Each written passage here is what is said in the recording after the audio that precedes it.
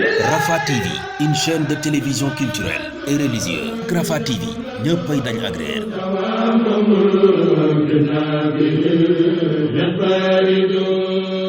sant sunu borom bu baax a baax te loolu mooy le premier sentiment bi nga xam ne dinañ ko am saa bu ñu tàbbee ci pàkk bu sell bi pàkk bu tedd bi di Touba.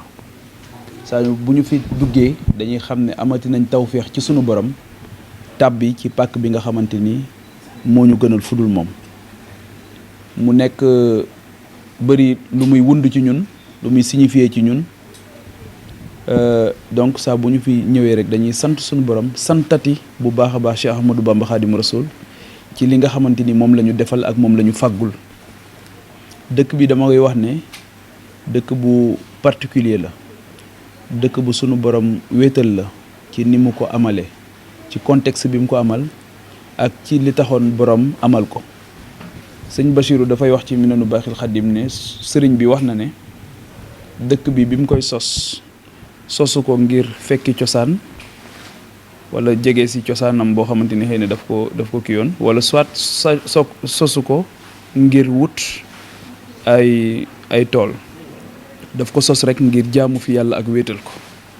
donc vocation dëkk bi loolu la. leneen li nga xamante ni moo ci gën a impressionnant c'est la première fois dans l'histoire de l'humanité ñu tabax benn ñu defar raay pour defar néegu yàlla. saa bu ñu daan defar raay rek c'est pour le transport de personnes de masse wala soit le transport de matières premières. surtout contexte bi nga xamante ni moom moo amoon ci Sénégal nga xamante ni colon bi moom moo fi ñëwoon li fi jotoon a am ci raay moom moo ko defaroon te c'était pour jël sunuy matières premières di ko yóbbu wala soit mu am ci beneen soxla waaye soxlaam yépp ci intérêt pour préserver les intérêts coloniaux la woon. pour la première fois ci histoire humanité ñu defar benn raay jële ko njaareem indi ko Touba ngir defar néegu yàlla. loolu ñun ñoo ko am li nga am nag soo ko amee da nga koy xam nga fonk ko. maa ngi koy nettali léegi sëñ Cheikh Mbacke Gaynde Fatma radiyallahu taala anhu da daan wër fu bari ci àdduna bi mu wër benn tournéem def benn tournéem daal di ñëw bi mu ñëwee mu seet si sëñ Fallou di waxtaan ak sëñ Fallou ci tournée bi. sëñ Fallou ne ko Mbacke ne ko Ahmadou xanaa gisoo fenn de ku mel ni sunu waa ji mu ne ko yow rek gisuma fenn ku mel ni yow mu ne sëñ Fallou yow rek gisuma fenn ku mel ni yow. sëñ Fallou daal di ci conclure lu am solo mu ne ku am lu kenn amul da ngaa war a mel nu kenn melut. loolu nag mooy justifier sunu yéene bu rëy bi nga xamante ni am nañ ko fii ci Touba. yéene bi par rapport ak li nga xamante ni moom mooy li fi sëriñ bi bëggoon waxal ko boppam tënkal ko boppam ci Matlabul Fawzayni. sëñ Modou Moustapha def ci li nga xamante ni moom la ci waroon a def yëpp Cheikh Mouhamadou Fadal ñëw tegu ci def ci lim ci waroon def yëpp Cheikh Abdou Lahad gis tey jii biñ koy ziyaari maa ngi koy wax ñi ma àndal di leen wax chantier yi ak vision bi nga xamante ni moom la ko suñu borom defaloon ak laxasaayu bi mu laxasaayu woon ngir dëkk bi ñoŋ. Cheikh Abdoul Khadir ñëpp xam taxawaayam sur le plan culturel maanaam taxawu diine ji taxawu ñooñ diine. def ci liggéey boo xamante ni histoire dootu ko fàtte mukk. Cheikh Saliou bi mu ñëwee radiyallahu taala anhu moom tamit gis ngeen ko mu def ci liggéey bu am solo ci chantier yi ci wàllu assainissement ci wàllu infrastructure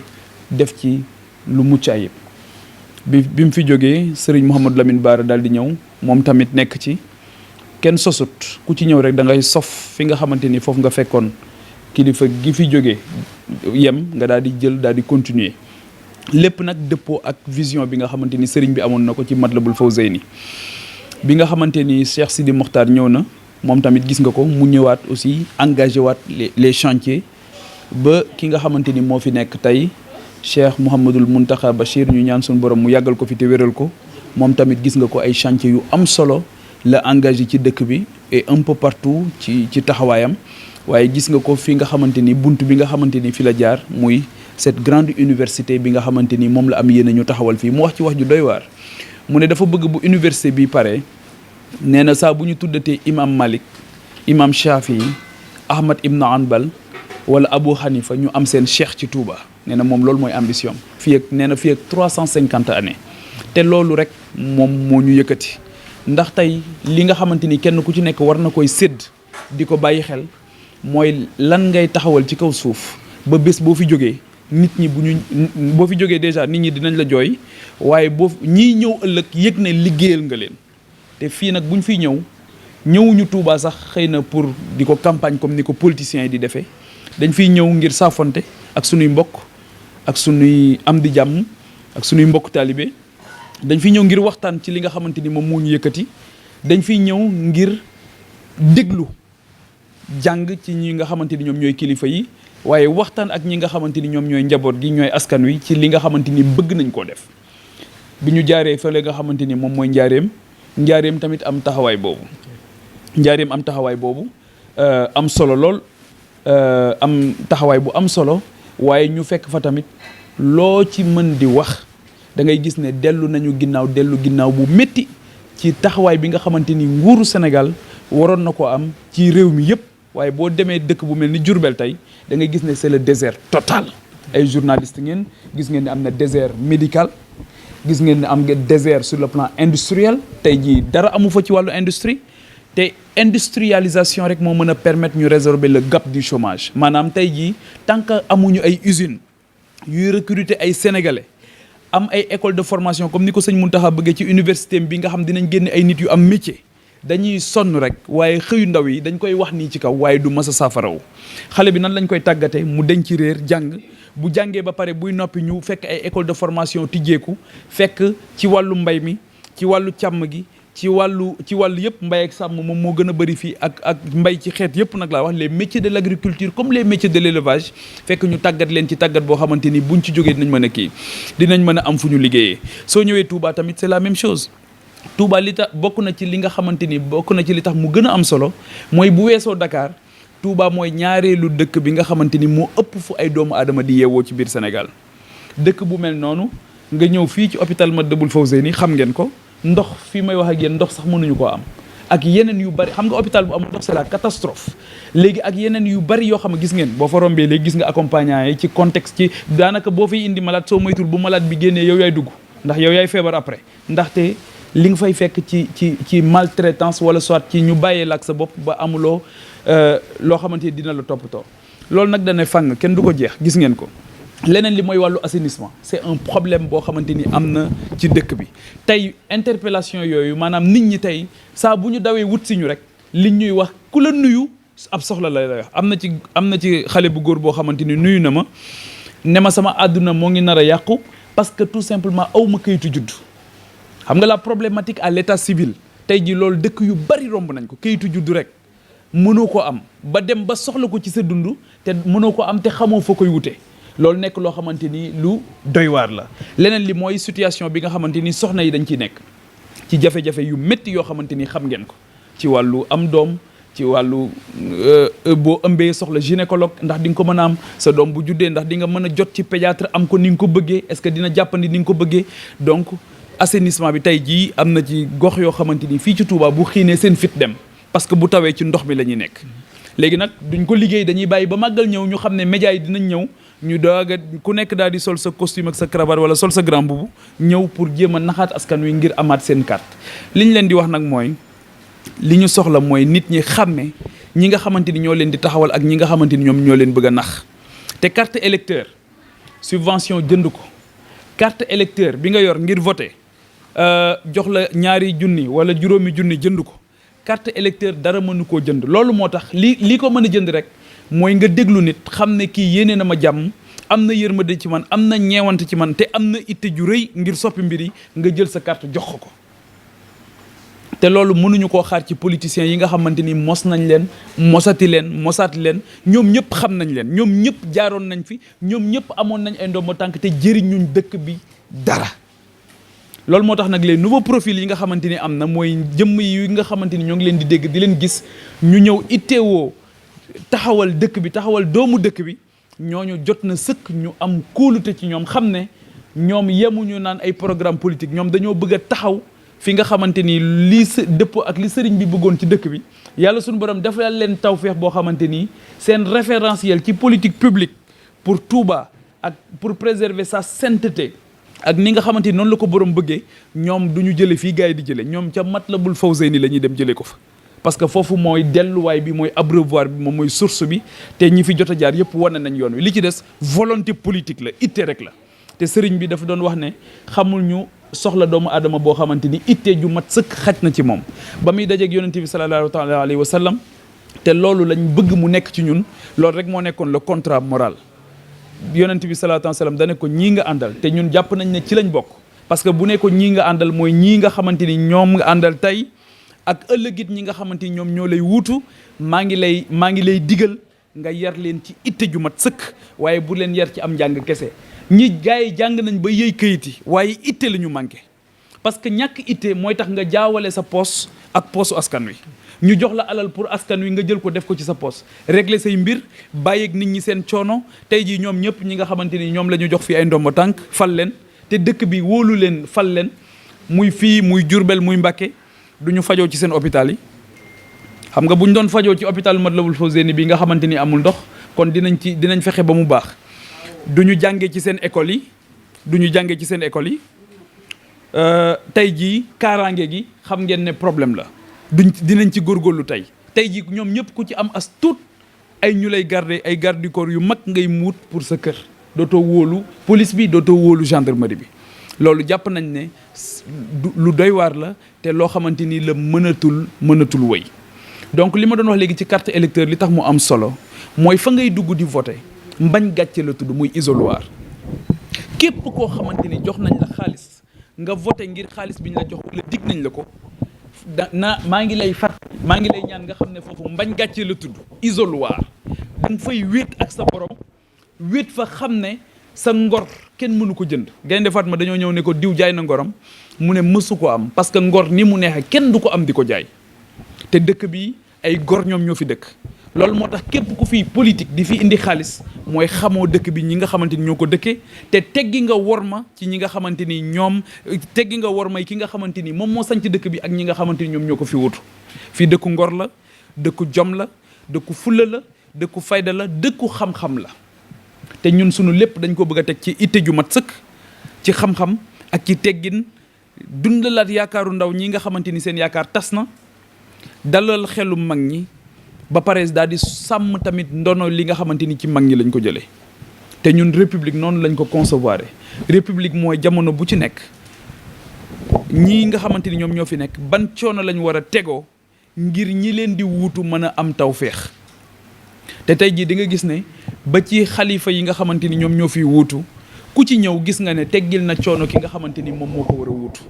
ñun loolu la ñu jàpp mais mënoo jël ay politiciens yoo xamante ni bu Senghor demee Abdou Diouf a koy gën a sonn bu Abdou Diouf demee Abdoulaye Wade da koy gën a sonn bu Macky Sall demee ki koy wuutu xam naa ne yàlla na ko yàlla dimbali taxawu ko ku ciy dem coono ngay bàyyeeg sa morom alors que boo xoolee ci ñi nga xamante ni ñoom ñoo nekk ci tool bi nga xam mooy toolub suñu borom ku ci ñëw sant sa maam bu baax a baax ndax yëg nga ne sa maam liggéeyal na la loo xam mën na ko liggéeyal sa bopp ñun nag mbir mi foofu lañ ko yóbbu taxawaay boobu lañ ci bëgg a am ngërëmal sunu borom lañ ciy wut ngërëmal Cheikh Ahmadou Bamba Khadim Rasoul lañ ciy wut te bëgguñu koo wut ci lu dul itte ju mat sëkk ak teggin yu mat sëkk ak njàmbaarte gu mat sëkk ndax sunu borom it dafa bëgg jàmbaar ak fitu mat sëkk donc wutuñu ko moo tax li ñuy wax ne l'enjeu de cette élection n'est pas dans un affrontement partisan enjeu élection bi du ci xiiroo du ci ŋaayoo du ci fantasiroo benn noonu la ñu am te xam nañ ko mooy jafe-jafe askan wi noonu boobu nag dinañ ko ràññee dinañ ko xàmmee dinañ xam nan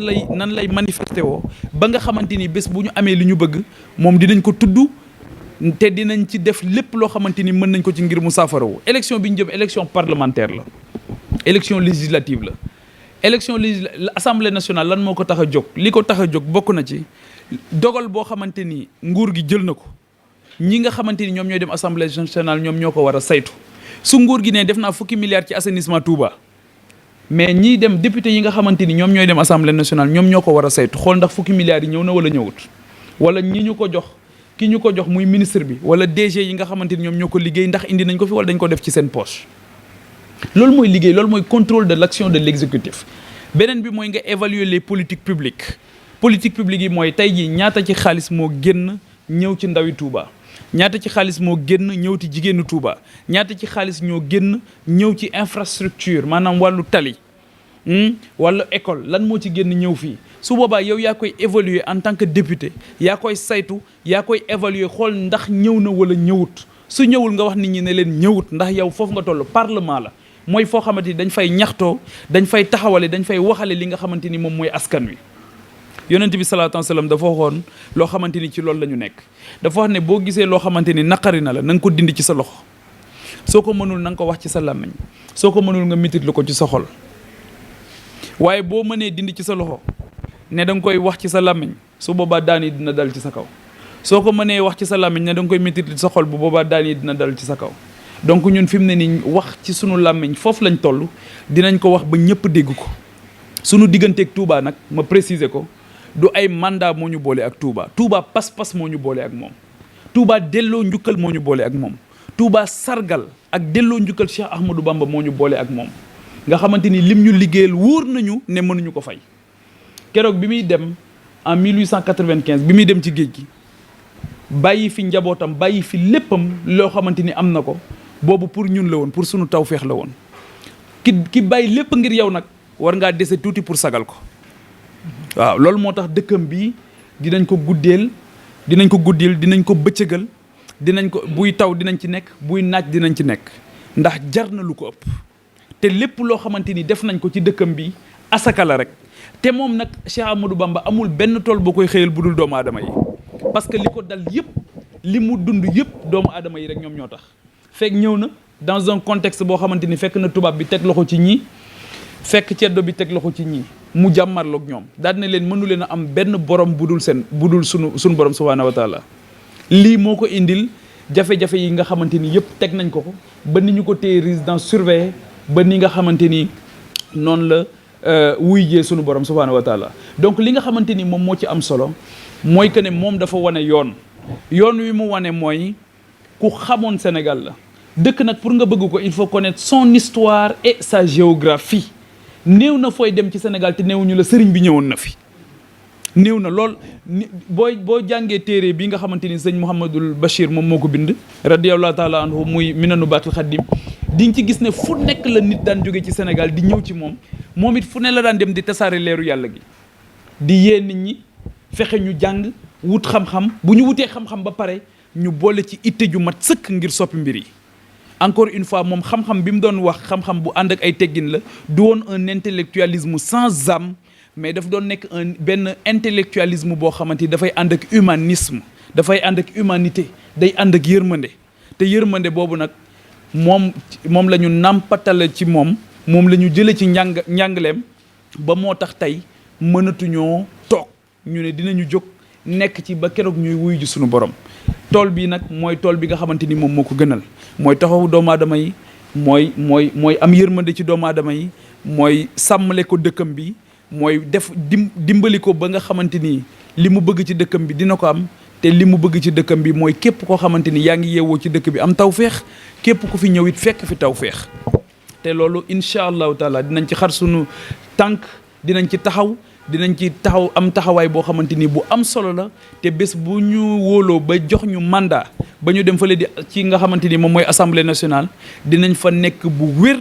ay ndawi Sénégal rek dinañ fa nekk bu wér ay ndawi sunu borom yoo xamante ni dinañ fa liggéeyal yàlla jaarale ko ci taxawu ñi nga xamante ni ñoom ñooy askanu Sénégal taxawu bu baax askanu Touba ak Njaaréem ba nga xamante ni tey jafe-jafe yi nga xamante ni nekk nañ ci te bari na jafe-jafe yooyu dina leen wan ginnaaw en tout cas loolu laa bëggoon partager ak yéen di remercier bu baax la presse bi nga xamante ni ñoom ñooy suma famille d'origine la presse locale di leen wax aussi ni mu amee solo na ku mel ni Serigne Moutala Fall Rafah TV dañ ci waxtaan lu bari communication dafa am solo communication sociale rawatina ko te lii ngeen di def communication sociale la mais li ma ci gën a neex mooy ni ngeen di sàmmonte jamono bu nekk ak wormaay dëkk bi di sàmmale sëriñ bi aussi li nga xamante ni moom la bëgg ci dëkk bi mooy di wane rek loo xamante ni dina defar dina consolider la cohésion sociale ndaxte ñaar rek mooy tax mu am njëriñ bu njëkk bi mooy identité te sëriñ bi daf ñu ko jàngal mooy nan la ñuy def ba xam suñu bopp xam sa bopp nekk loo xamante ni lu am solo la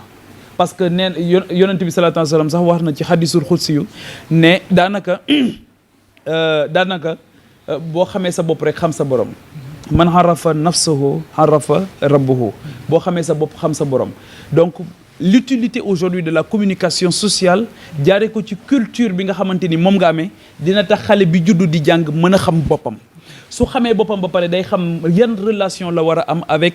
avec la communauté ak ban communauté la ganee àdduna ak lan moo ci responsabilité am bi nga xamante ni dina ko mën a assumer donc les deux problématiques yi nga xamante ni seen taxawaay dina tax ñu relever ko dina tax ñu dimbali ñu ci surtout dimbali ci la jeune génération mais la problématique de l'identité et la problématique du vivre ensemble te ñaar yooyu bu ñu ko réussir rek yàlla dinañu defal tawfeex jàppoo jàppante jàppalante la solidarité aussi il faut l'organiser la solidarité nag c'est pas l'assistanat may ma jàngal ma napp moo gën nga may jën tout le temps politiciens sénégalais yi nag may jën la ñu gën a taamu ci jàngal kenn mu mën a napp loolu nag la ñu bëgg mu dañ fi loolu la ñu bëgg mu jeex te alhamdulilahi rabbil alamin bi ñu duggee Touba ak Njaaréem gis nañ ne ñoom sonn nañ ci politiciens yi doyal nañ ci 8 ci politiciens yi amatuñu kóolute ci ñoom pare nañ ci ñoom léegi nag ñii di ñëw duñu ay politiciens ay ndawal yàlla lañ ay taalibe lañ ñoo xamante ni dañoo bëgg a ñëw liggéeyal suñu borom ci toolam bii nga xamante ni mooy doomu aadama yi te képp koo xamante ni góorgóorlu nga ci def ci liñ ci war a def di nga dajeek ngërëmal suñu borom gisuñu ci kaw suuf nag lu fi gën ngërëmal yàlla parce que soo ko amee ñàkkoo dara waaye soo ko ñàkkee amoo dara sëriñ bi nee na nit ki benn càkkuteef rek la war a am muy wut ngërëmal yàlla te lu ngërëmal yàlla boobu ñun moom la ñuy wut fii nga xamante ni fii lañ tàbbi tey xaw ma nan la ko nit ñi di tuddee engagement bi ñu amoon démb toog ci sunu toogaay boobu ñu toogoon moom la ñu am tey fas yéene taxaw di ko dox di ko wax di fekki askan wi fu ñu mën a nekk ci biir réew mi pour taxawal leen loolu daal moom mooy kàddu yi nga xamante ni bëggoon nañ ko bokk ak ñi nga xamante ni ñoom ñooy askanu Touba askanu Njaaréem di ñaan nag sunu borom ñu dem ci élection yi ak jàmm jeexal campagne bi te moytu violence bi ñoo ngi dégg ne Ndakaaru am na ay violence yoo xamante ni tàmbali na fa am